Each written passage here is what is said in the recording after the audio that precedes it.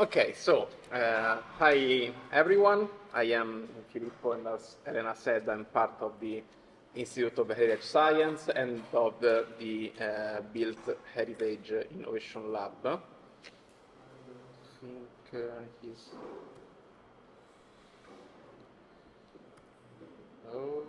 Okay.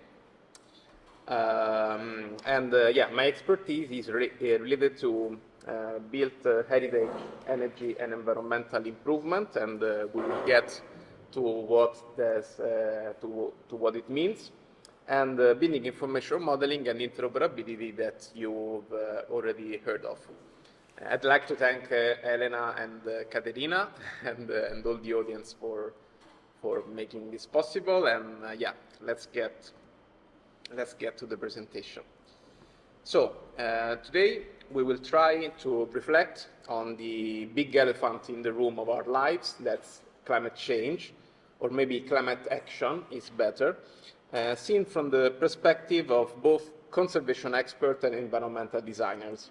And we will try to understand why technologies like heritage BEEM, building performance simulation, and their interoperability are key to for energy and environmental improvement of built heritage, and most of all, how we are trying to leverage the power of these technologies also through the support of European research infrastructures like E-RIHS. And we will use one case study as a way to better understand the challenges and opportunities.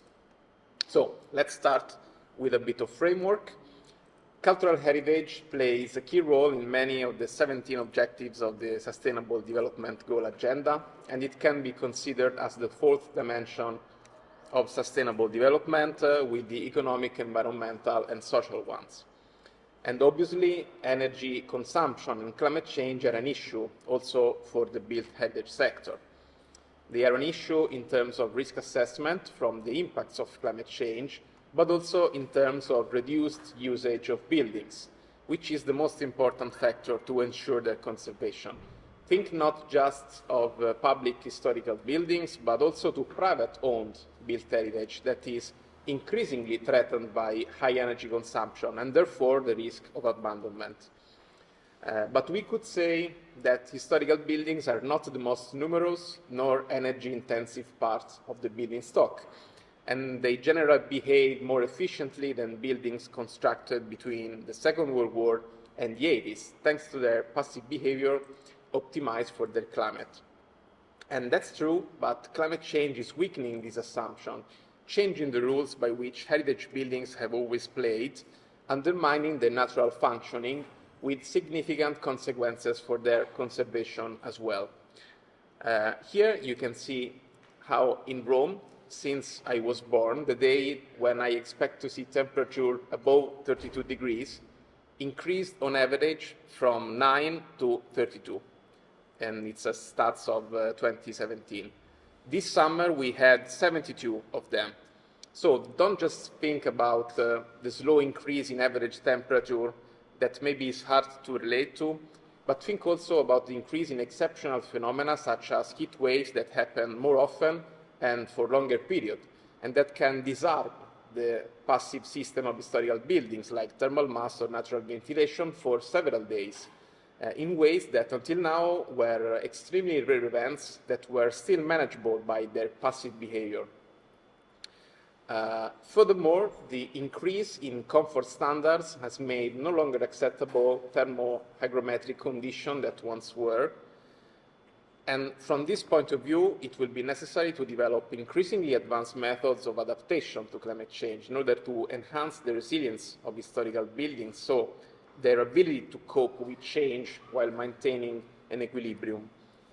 But we must also focus on mitigation and the issue of energy consumption, both from a conservation perspective, so avoid fuel poverty and thus building abandonment, and also from a sustainable development perspective, so reduce consumption and emission and help mitigate the causes of climate change in the long run. Built heritage is not just a victim of climate change, but it is also part of the solution. How? Obviously, that's the next question. Well, despite the EU being an early mover on climate change adaptation and mitigation policies, and having strongly committed on energy efficiency of the construction sector, a coordinated action on built heritage is still lacking. It's no coincidence that the Climate Heritage Network released its European Heritage Green Paper to assess the role that heritage has or should have in relation to the European Green Deal. That's not very sensitive to the potential of cultural heritage in the fight against climate change. And other reports are coming, stressing the importance of research to address these issues, from the EU Open Method of Coordination Group of Member States, the white paper of the Joint Programming Initiative, Cultural Heritage and Climate Change, ECOMOS, and so on. The Italian debate, in the wake of what has happened in the structural analysis field, today prefers the formulation energy and environmental improvement, as opposed to regulatory compliance, meant as an enhancement and protection strategy, however subordinate to their conservation. The approach involves compliance with the guiding principle of the International Restoration Charters. In this case, it is right to talk about compliance, and the principles are minimum intervention, reversibility, distinguishability, physical, chemical, and figurative compatibility. Seen from an environmental design perspective, the study of built heritage guarantees at least 4 fundamental advantages: disciplinary cross-fertilization, added value of knowledge, beacon for the sector, and technological stress test. For the first, the connection between cultural heritage and environment, probably already anticipated by John Ruskin, was present in the UNESCO Convention on 1972 and became clearer with the Aalborg Charter on 1994. Environmental design and conservation share many methodological aspects, from the transgenerational time frame to the need to deal with strongly interdisciplinary, holistic, and multi-scalar approaches, to the need to move in a space of uncertainty at the border between hard science and humanities, which provides us possibly with the most interesting insight from the conservation theory, where scholars argue that the division between cultural and technical aspects does not exist, and that the building must be studied as a complex system that cannot be analyzed by parts, thus allowing us to have a compass for the introduction of innovative technologies and methodologies on historical buildings. In other words, using deterministic approaches on heterogeneous buildings with high levels of uncertainties should nevertheless be included in the science reasoning process to pursue the best possible formulation of a problem on the basis of data, hypothesis, and interpretation. Another aspect concerns the nature of historical buildings that, being optimized for the climate, are an inexhaustible source of ideas for environmentally and energetically conscious buildings. Not to mention that the study of their bioclimatic behavior provides an added value of knowledge thanks to the possibility of reconstructing their functioning processes while enhancing their distinctive characteristics and identities linked to the local microclimate. And those can be used both for the energy efficiency and conservation, as sun and wind strongly affects decay processes, but also in new construction. The third aspect starts with the European Directive 2010-31 and gain momentum up until now with initiatives like the European Bauhaus, emphasizing the role of public administration as an example in the energy efficiency of the construction sector, and one of historical buildings as a symbol of European cities, if not of Europe itself, so a beacon for the sector. And finally, the complexities related to those interventions, of which we will have a taste later, makes historical buildings the most demanding experimental laboratory ever to test new technologies, approaches, and also their scalability to the whole construction sector. So that's why the stress test. If it works on built heritage, it works anywhere. Regulation-wise, this is the current situation. It's true that we have less allowable measure, that our negotiation space for energy retrofit measure is smaller compared to existing buildings, but it is also true that standards are evolving towards a process-oriented approach, and that much can be done also for built heritage, as we will see later when I'll show you the case study. So let's talk about technologies. The focus is on the tools, trying to understand which are the main opportunities given us by the use of digital decision support, but also their challenges. We start with numerical simulation that consists in the creation of a behavioral model of a building or an urban context at a given stage of its development, reducing the physical entities of the real world and phenomena related to them to a certain level of abstraction. Maybe you've heard the phrase, every model is wrong, but some of them are useful. Building energy simulation are extremely promising tools to be applied on built heritage, as they allow to understand and analyze complex phenomena, enhance innovative application in the restoration process and in pre-diagnostic and diagnostic non-destructive analysis, and they ensure feedback on the energy and environmental implication of design choices, also in relation to decay phenomena. However, despite the potential offered by these tools, their use is still not widespread both in the early design stages, where the decision that you make matter most for the performance of the building, and in application to historical buildings, even if we have a concentration of studies in Italy. The reason is mainly related to the complexities of historical buildings, complex geometry involved, as opposed to energy models that, as you can see, are really simplified forms and struggle to correctly represent the relationships between surfaces and their energy behavior. I hope you actually are able to see, because it's a bit, I hope you're able to see something. We have also a lack of standardized elements and the presence of heterogeneous constructive systems. If you look at this wall, maybe not each difference means something energy-wise, but still modeling this energy and environmental behavior is a mess. The massive behavior of buildings that can trick software into error, as most simulation tools were created for new construction and with limited massive behavior, and thus it requires specific countermeasures and attention. The importance of moisture transports and the complexities related to its calculation. The input data is extremely hard to get and requires destructive analysis, and the same modeling poses challenges in representing the behavior of irregular walls with different materials like stones and mortars. And last but not least, the scarce diffusion of these tools in the architectural professional practice and the difficulties in building a common knowledge framework among experts. Then we have building information modeling that, as a digital representation of the physical and functional characteristics of a built asset, is also a kind of simulation of reality, seen from my perspective.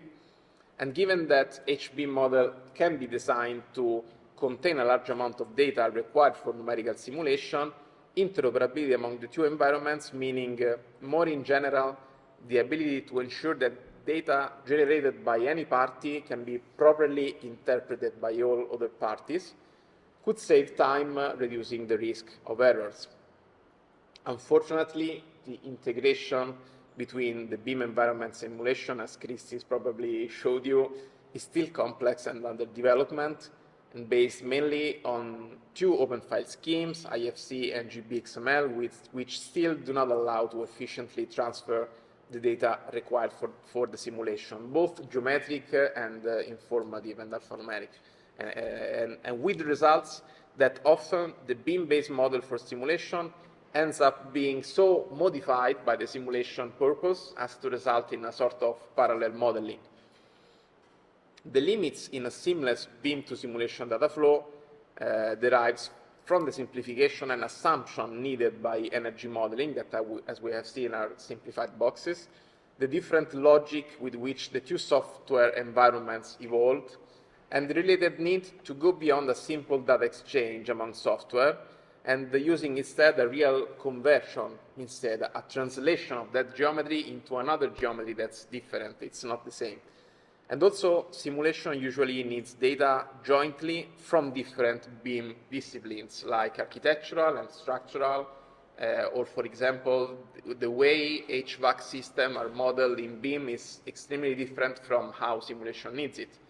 And we are just scratching the surface of this kind of problems. Interoperability issues reported in literature concerns geometric issue, like definition of space boundaries, incorrect geometry representation, surface normal errors, there are plenty. While alphanumeric issue mainly on construction materials, but also related to missing fields on the exchange file to define specific simulation inputs, especially on system. This calls for the need of manual data re-input and manual file checking in a process that, especially for historical buildings, must rely on a semi-automatic approach, which, thanks to the possibility of human intervention, is more reliable than a fully automated one. I'm not sure we will ever get to a fully automated one because every historical building is quite different. And in this kind of process, another focus is that we study ways to keep each expert in his comfort zone through a process that is flexible, familiar, and scalable to the market. Here we can see the workflow. Yeah, maybe you can see it because it's color over white. And the HBIM manages all data flows, keeping the process accessible, transparent, and lean. The different analysis results in geometric and/or alphanumeric data that feeds into two fundamental phases within the simulation process, that the energy model calibration and then the evaluation of the design solution. And if we consider that all these analyses can generally start at the same time, but each one has a different completion time, we also understand that how the HBIM helps the interdisciplinary team to keep track of the development of the study by iteratively updating the models and the common data environment, tuning the initial hypotheses as the data is acquired and new hypotheses are consolidated. And so when we agree on the HBIM model, we can start the interoperability phase to use its exported data as input data for the energy model and through its calibration process. And the calibration process will mark the last step of the analysis phase as well as the first step of the design phase. Well, that's a lot of stuff to do that also needs diagnostic, and that's where the European research infrastructure come into play. Research infrastructure provide broader access to services, instruments, facilities, data, tools, laboratories, but also expertise, supporting communities of researchers in the scientific discovery and collaboration across disciplinary and geographical boundaries. Heritage science infrastructure can act as a key innovation enabler to enhance the understanding, care, and sustainability of historical buildings. E-RIHS, the European Research Infrastructure for Heritage Science, is included in the European Strategy Forum on Research Infrastructure since 2016 and plays a crucial role both for the research community and the society in the field of heritage science.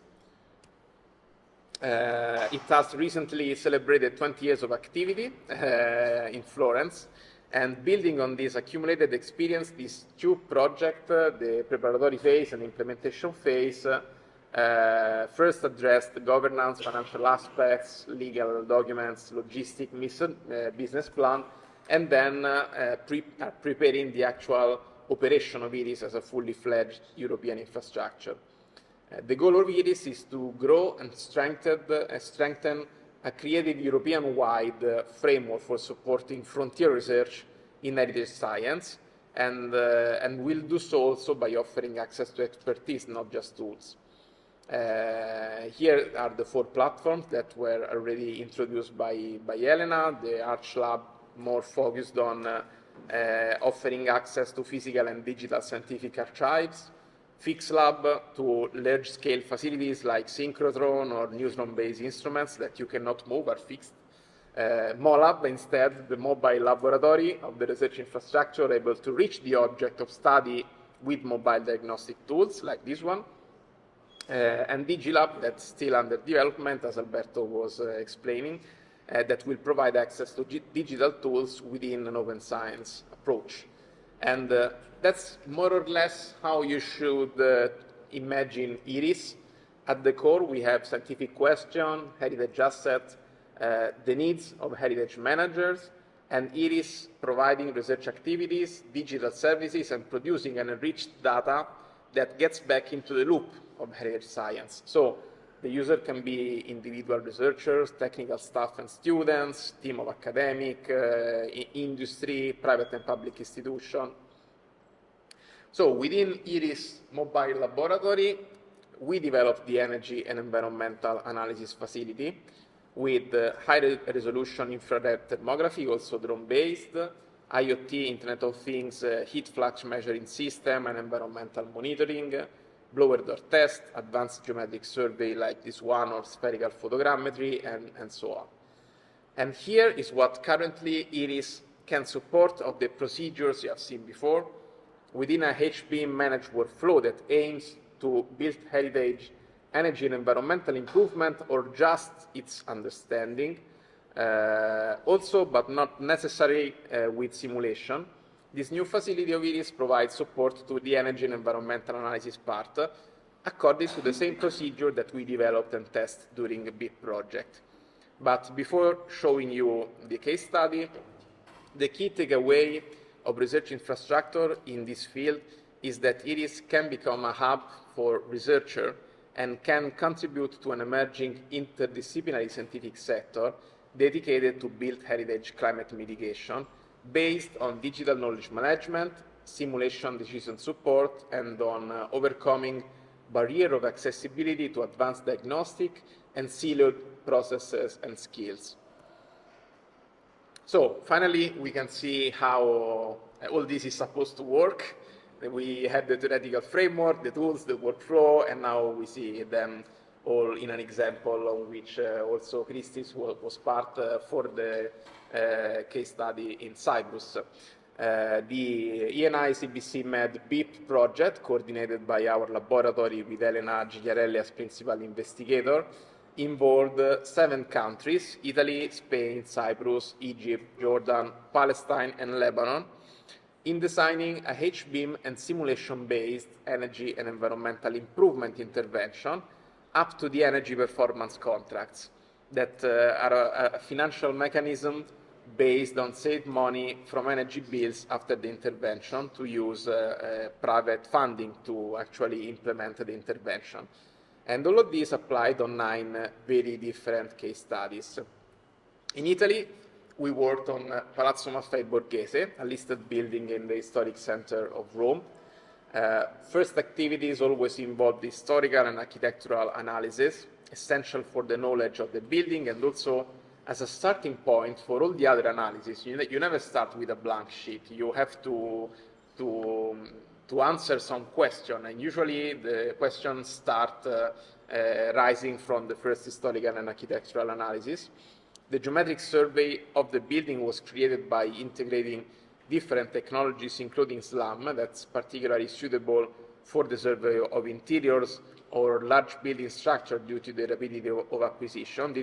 This was a past technology, still not that good. This is better, but there are extremely advanced new tools, so think of them, they're still in a kind of a prototype maturity level, but especially also software are ever-changing, but current results, if you know how to use them, are still great compared to what you could do in the past. Conservation state analysis was performed with the support of a quick photogrammetric survey to have an overview of the current state of the surface. If Michele is around here, yeah, okay. So Michele was the magician behind the quick photogrammetric survey to check the surfaces.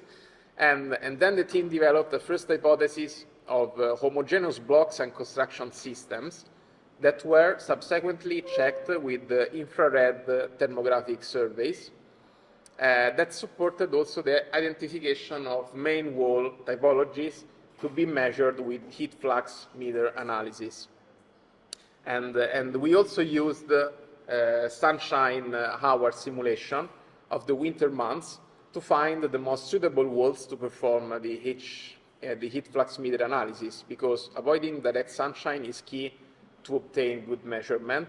And so this simulation took 2 hours to do, but allowed us to save 3 months of work because each heat flux measurement can take 3 days, can take 7 days. If you get it wrong, you have to start again, and so 15 days just for one measurement point. So if you manage to be sure of what you're doing before, it's way better. And with this analysis that, as you can see on the right, as the curve is stabilizing, we know we are getting good data, but sometimes it's stabilized after several days. This technology allows to estimate with a good approximation the thermophysical characteristics of the envelope, of the full envelope, and then you must directly reconstruct what's inside, but that's why historical analysis, again, is extremely useful, because you already have an idea, and then you get a number, and then you start putting all the pieces together. And at the same time, we also started the indoor environmental monitoring to support both input data for the energy model and further calibration with room temperature, because when you draft the first energy model, it's never okay. You have to check if it's correct in terms of compliance with the actual data. So you have to check with energy bills, but temperature and humidity are way better because they're more, the granularity is way better and allows you to check more things. And this again, this is the BEEM approach that follow the whole process. Also, we produce templates to streamline the acquisition of data from field work, allowing the model to evolve with the consolidation of hypotheses on the building characteristics. And then we started the interoperability phase from, in this case, it was from Graphisoft ArchiCAD to Logicalsoft Thermolog. I don't know if Christis yesterday showed you Revit to Design Builder, but yeah, the path you have to do is the same, but the software, there are plenty with different characteristics, and so apart from the logic, everything could change in one process or the other. And in this case, we also involved the developers of the energy software. And the first tests, as you can see, are really simplified, like boxes with windows to check if there are extremely, simple problems that if you cannot overcome them, you cannot go further. And then we switched to tests on a portion of the case study that is representative of all case study specific issue. In this case, we had height difference among level, we had sloped roof, large amount of windows, ceilings, and walls, and this allowed us to finalize the modeling guide. And this video shows the BEEM to simulation process. The BEEM model is exported in the IFC, verified, and then imported into the simulation software when we can perform the final post-processing. This is in the simulation software, the calculation method chosen for the direct study of dynamic. And this is extremely important in case of historical buildings, but especially in hot climates, in the direct climates, because it allows to take into account the complex behavior of built heritage and in general better address summer conditions. So all the simplified software and regulation are not to understand anything about historical buildings, and even worse in hot climate or in summer season. So the results of this analysis and simulation led to the definition of a performance-based design workflow that considered the criteria of compatibility with health significance, technical compatibility, and efficiency, economic, and environmental sustainability. And this is a list of the proposed design solution grouped in 3 progressive scenarios that were fine-tuned to post-overrun simulation. And apart from the encouraging results of the energy consumption reduction of the scenarios, one of the main solutions proposed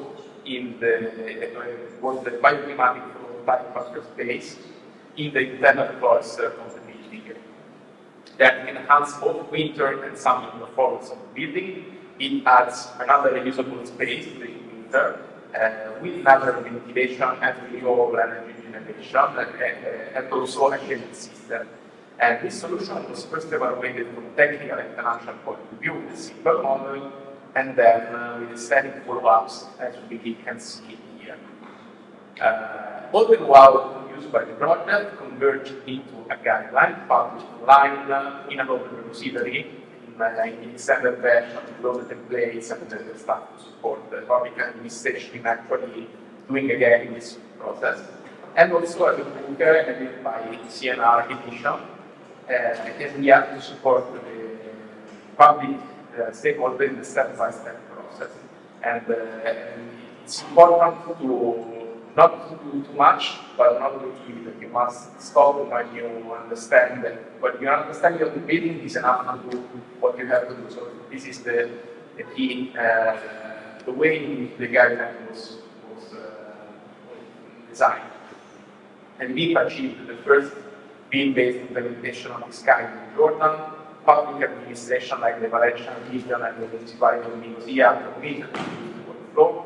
And in Lebanon, BEEP had a major role in the release of the first regulation on energy efficiency in the country. Through BEEP work, we joined the expertise on BEEP simulation, the probability and data processes at the national and international levels. We participated to the drafting of the first BEEP Smart International Report on interoperability, and we are working with the International Energy Agency expert team, the ENICBCMED BEEP, the same issue at global level. And last but not least, we were able to present our results of COP27, 28. COPs are like the real meetings of the world where countries meet to talk about climate change.